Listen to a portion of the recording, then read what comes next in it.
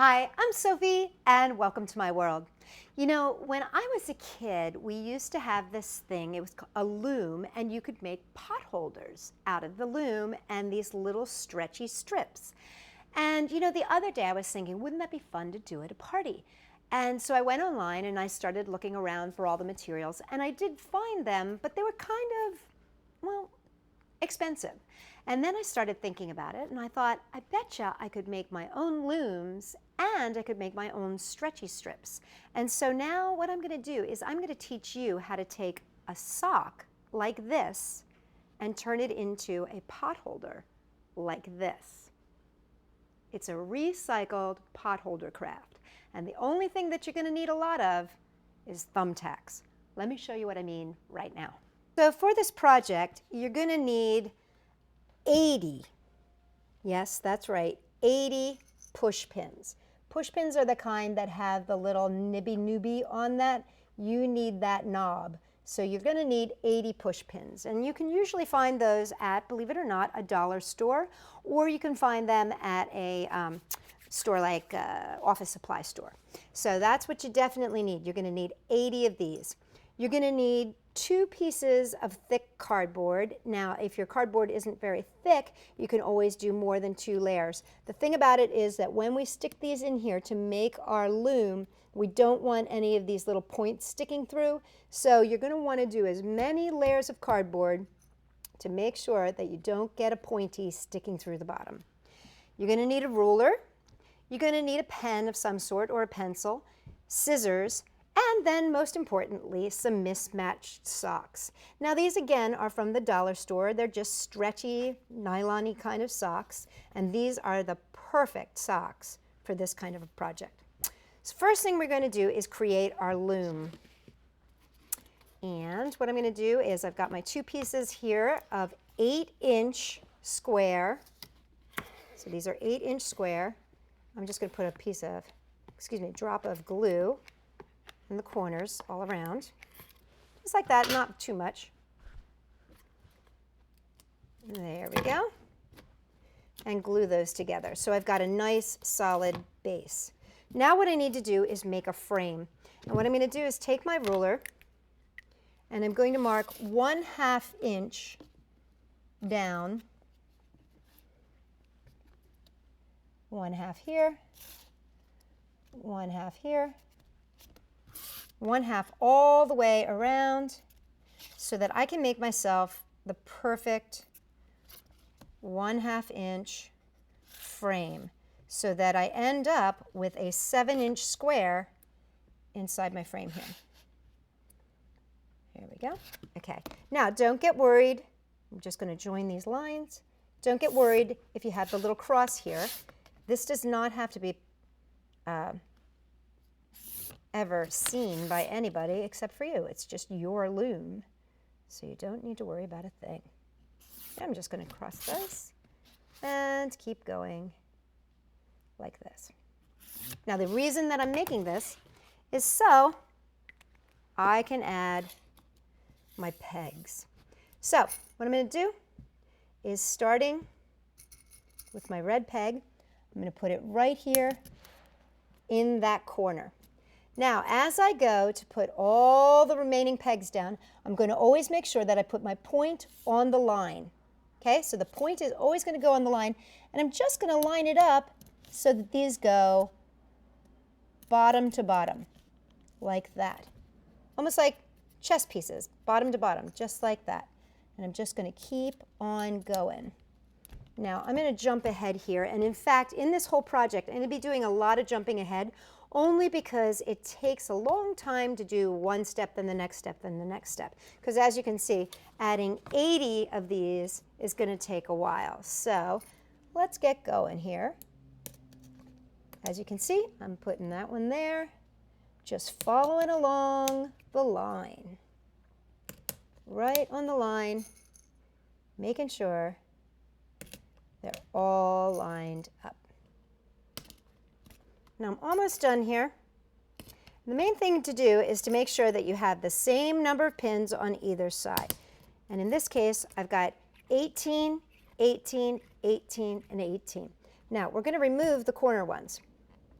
We don't need these guys. All right, now we're ready for the fun part. I'm going to move this off to the side for a second. We're going to cut some socks. Now, I don't want this piece up here. It's the thick piece, and unfortunately that thick piece is not very good for making pot holders, but it is great for wearing on your wrist. Okay, now these are stripes, and these are great because they're perfect to follow. However, I like to say you want to cut these into like 1/2-inch strips. So I'm going to cut just straight across at the pink and the white, because that's about 1/2 inch. But you want your pieces to be about 1/2 inch. And you're just going to keep cutting and cutting and cutting. Now, remember I said you had 18 pins on either side, so you're going to need to make sure that you have 36 total strips, and they can be of the same colors or they can be different colors. As you start doing this and you start playing with this, you'll come up with your own patterns and how you want to do it. Now, when you get to the heel here, I'm just going to cut this one off right here. When you get to the heel, you can still cut this one right here, but I would leave the heel and cut that out because it's got that kind of wonky shape to it. So we'll put that one off to the side, and then we just continue cutting on down. Now, once you get down to the toe area here, this one's going to be your last one. The pink is going to be your last one. You don't want to use that piece right there. Okay, so let's bring our form back, and let's bring in some of my pre-cut pieces. And all we're going to do now is you decide if you want to go yellow to green or red to blue. It's up to you.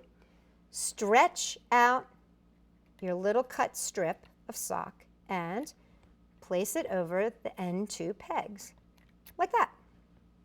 Now keep doing this, peg to peg, connecting with your sock pieces.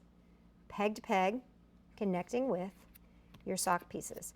Now, I'm going to jump ahead, but you can see you're just connecting peg to peg with your sock pieces so that you can see where we go next. Peg to peg, peg to peg. When it's all done, it's going to look like this. See that? There you go. Just like that. Now, I've got some black ones cut here, and I'm going to be using the black ones to come back and weave. Now, one of the things that you might want to use to make your life easier is a paper clip, and this is a nice big size paper clip. It just makes the weaving easier. So I'm going to open up the edge of the paper clip just a tiny little bit and slide on my next strip. I'm going to close that so that it doesn't catch. Now, here's the only tricky thing. You just want to make sure that as you're weaving, you're always going through the 2 parts of the sock. Because remember, each strip that goes up and over, see how it goes up and over a peg, there's 2 pieces.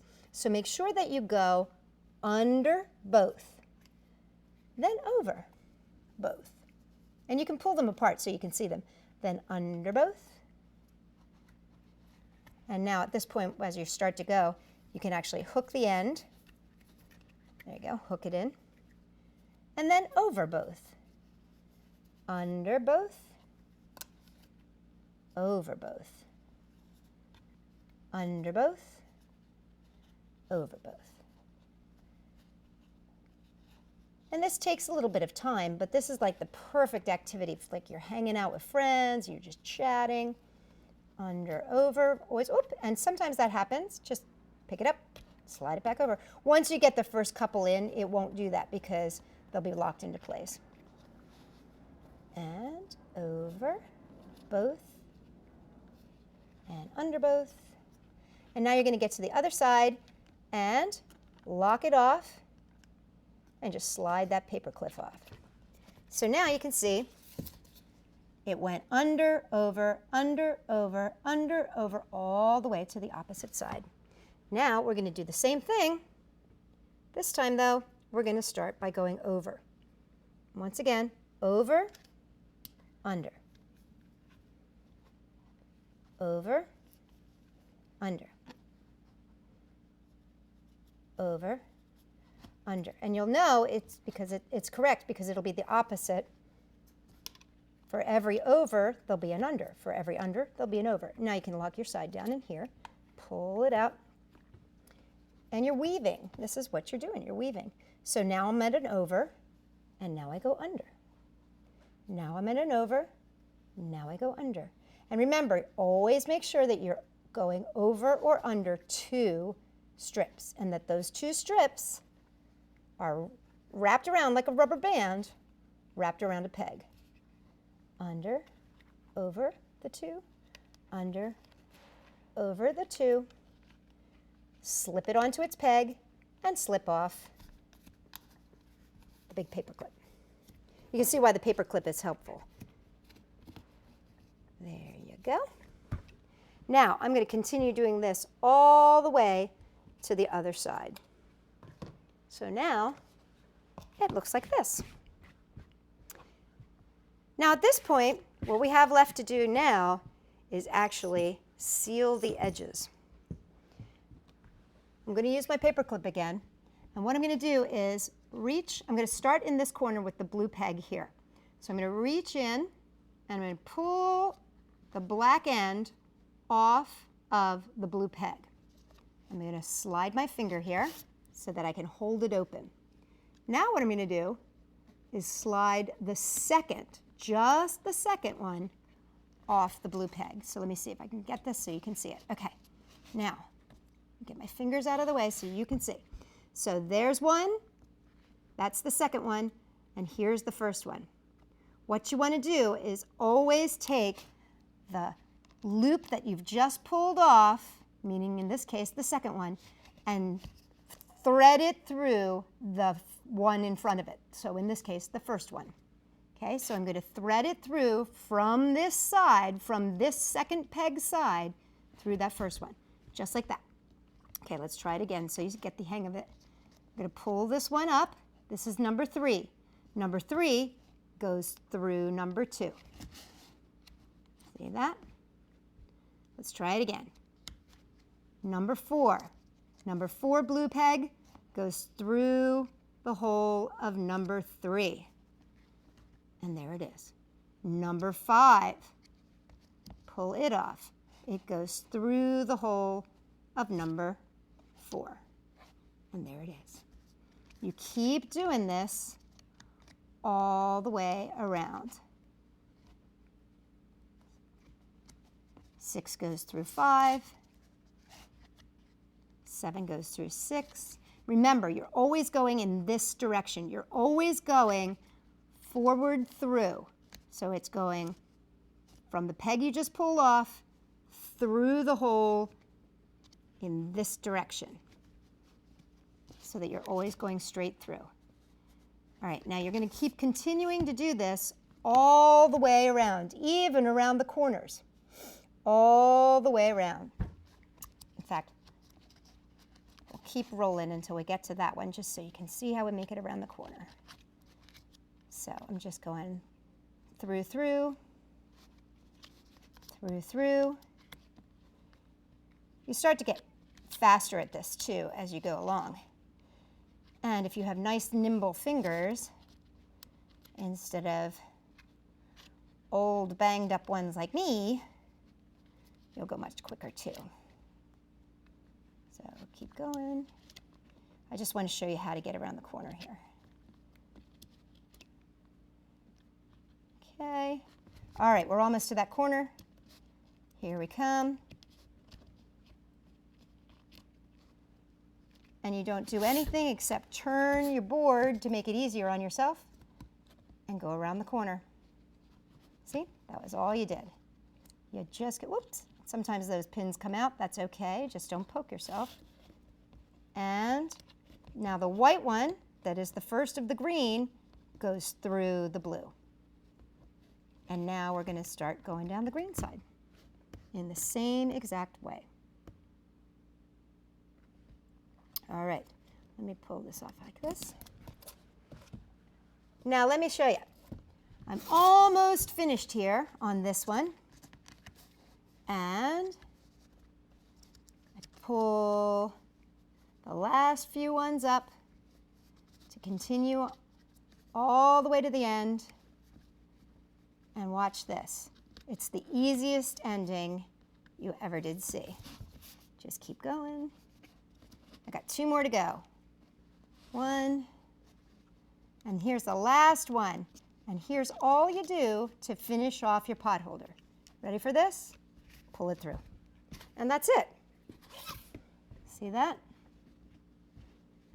Now you've got a way to hang your pot holder, and you've got an entire square that's sealed off.